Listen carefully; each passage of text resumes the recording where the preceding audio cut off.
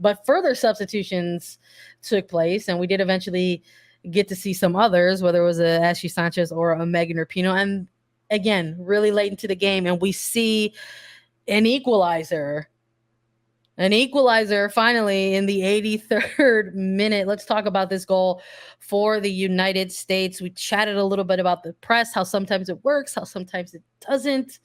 And we see Alex Morgan commit, and she wins a ball back in the final third and immediately connects with Megan Rapinoe, who was waiting, quite frankly, and just saw, you could see Rapinoe call for this ball as soon as Morgan wins this ball and then beats from sort of the far post there. It was too late to sort of recognize the alternate run by Rapinoe. So good equalizer. Everybody I know I was feeling good in this moment. How about you guys? Yeah, I was like, this is a great goal. I think, to what you were saying as well, I think that all the subs that came on brought something, right? I mean, I think the first three that you mentioned, it's not always easy to be like, hey, here you go, get us back into this, right?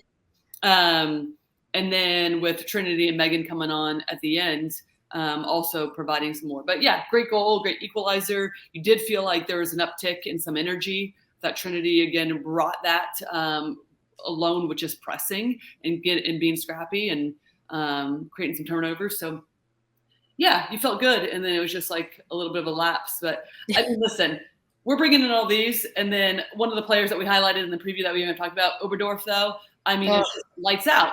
I mean, she's not afraid to just boss the midfield, and she's not afraid to get into tackles. And then she played the ball in behind to Brand that led to their go-ahead goal. So, I mean, I continue to go back. Yes. I mean, we've hit on so many points, I think, in the preview and this and like, but these are the moments you want, right? Because these are the little details that you have to clean up that are going to win you the World Cup. And whether it's personnel, whether it's formations that we all talk about, right? But you want to be put in these positions because there's going to be players like Oberdorf who are going to be one of the best players, but is going to capitalize on these moments that you're given, right? And so as much as like I thought we had the momentum and it was a great finish and I was pumped. 4 minutes. A whole 4 minutes. It was the 4 minutes of bliss. Equalizer. Look, it wasn't lost on me that this equalizer was manifested by two veteran players in a game like this. I think as you get closer and closer and closer to a World Cup, that conversation is going to remain in the short timeline that there is. We are hearing it nearly every single presser that Vlatko happens to do before a series of games or after a roster camp is selected. He absolutely has injured players in the front of his mind, not in the back of it, in terms of their rehab process and when and if and how they will be woven back into this national team program. So it wasn't lost on me that a Morgan and a Rapinoe manifested this goal and possibly try to secure a result. A team that was already on a 2-game skid, now on a 3-game skid with this one. Because I think there's just something about this team.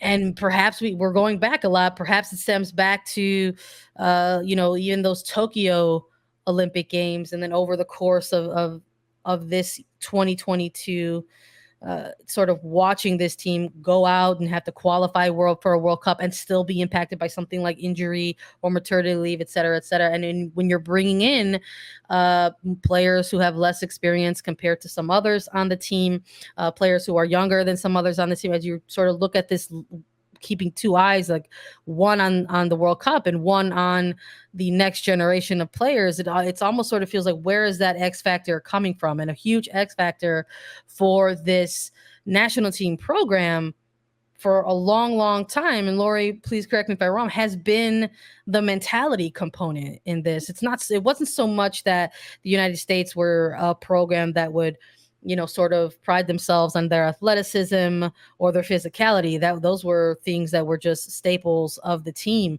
But it was this like unrelenting mentality in terms of like grabbing a game by the scruff of the neck and saying like, let's go.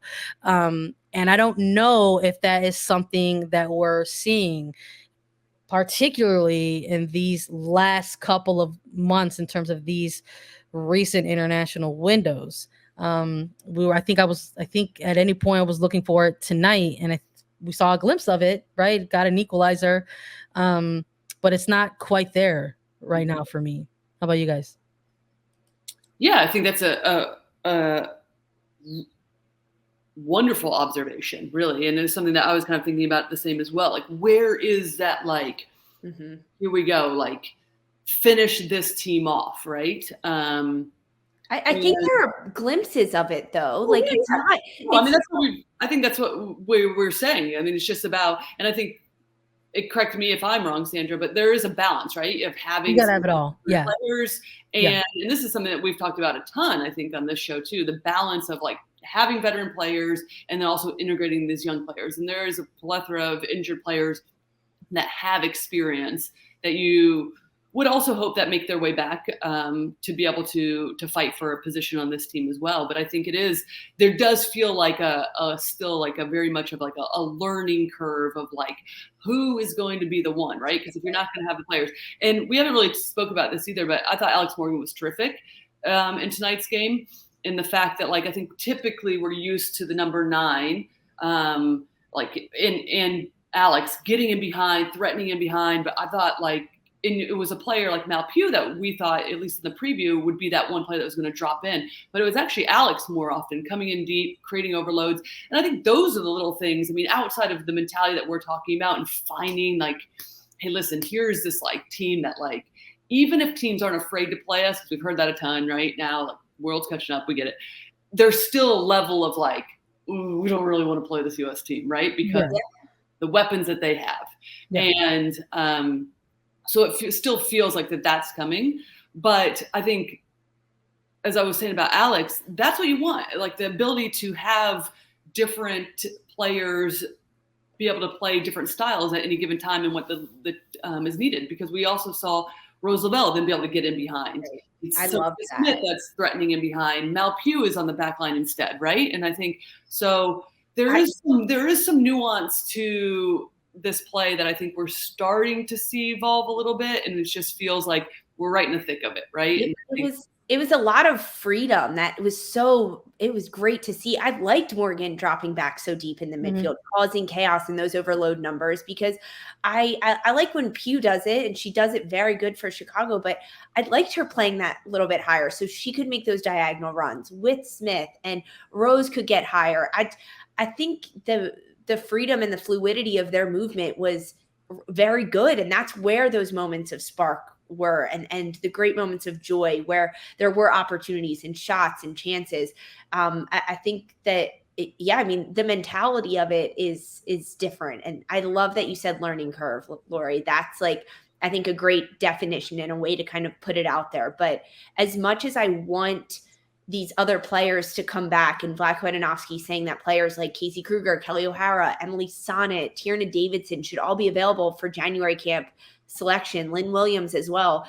I don't want there to be this giant learning curve and this giant gap. I want the United States to have an incredibly deep bench. That way, when 2, 3, 4 players get injured, the next one up can slot in there, and it's not a huge drop off in learning curve. And I mean, that's a talk for the future and like heading into that World Cup. But I think it's something that is nerving to me. It's unsettling. No. I'm not gonna let you off the hook. We're gonna talk about it in this episode. We have to wrap up the game, and we're gonna do that. United States dropped this one to Germany 2-1.